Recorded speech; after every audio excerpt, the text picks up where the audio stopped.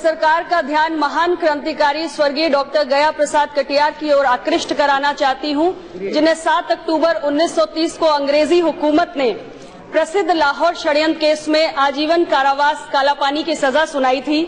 इसी मुकदमे में सरदार भगत सिंह, सुखदेव और राजगुरु को भी फांसी की सजा सुनाई गई थी।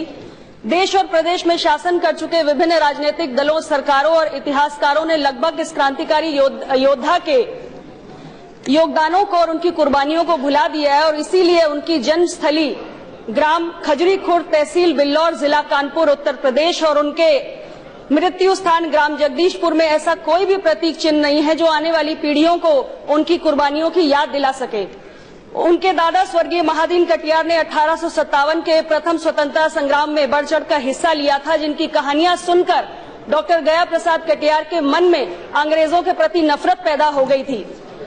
8 अप्रैल 1929 को दिल्ली के संसद भवन में बहरी हो चुकी अंग्रेज सरकार के कान खोलने के लिए भगत सिंह और बटुकेश्वर दत्त ने जिन बमों को दिल्ली के संसद भवन में फेंका था, उसका निर्माण भी डॉक्टर गया प्रसाद कटियार की देखरेख में हुआ था।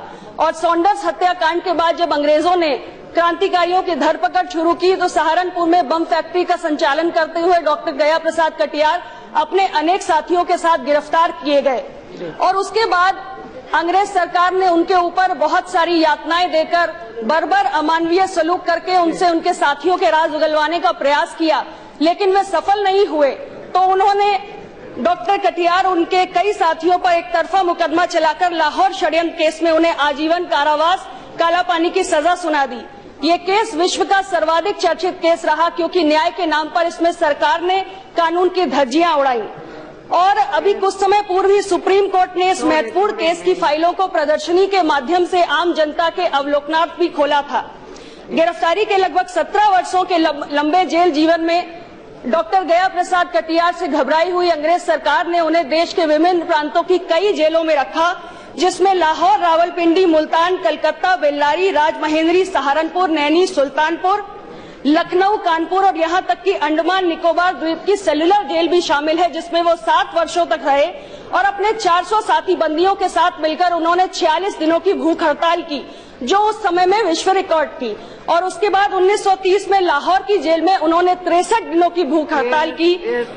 अध्यक्ष महोदया, इसी हड़ताल के चलते सेल्युलर जेल में राजनीतिक बंदियों के लिए बी क्लास का निर्माण हुआ, जिससे कांग्रेस के बंदियों को भी यह सुविधा मिलने लगी। लेकिन जो हमारे अंग्रेजों ने क्रांतिकारी बंदी थे उनको ये सुविधा नहीं दी। 10 फरवरी 1993 को ये योद्धा सदा के लिए सो गया।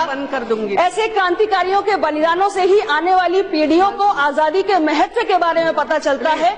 इसलिए मेरी सरकार से आग्रह है कि उनके योगदान, उनके बलिदान को याद करने के लिए, उनके सम्मानित करने के लिए उनका एक डाक टिकट जारी करे। बहुत बहुत धन्यवाद। काले धन के बारे में कुछ लिखता हूं तो कलम रुक जाती है। 15 लाख की रकम लिखने से पहले स्याही सूख जाती है। हर वादा जुमला निकला, अब तो ये भी शक है क्या चाय बनानी आती है। काले धन के बारे में कुछ लिखता हूं तो कलम रुक जाती है।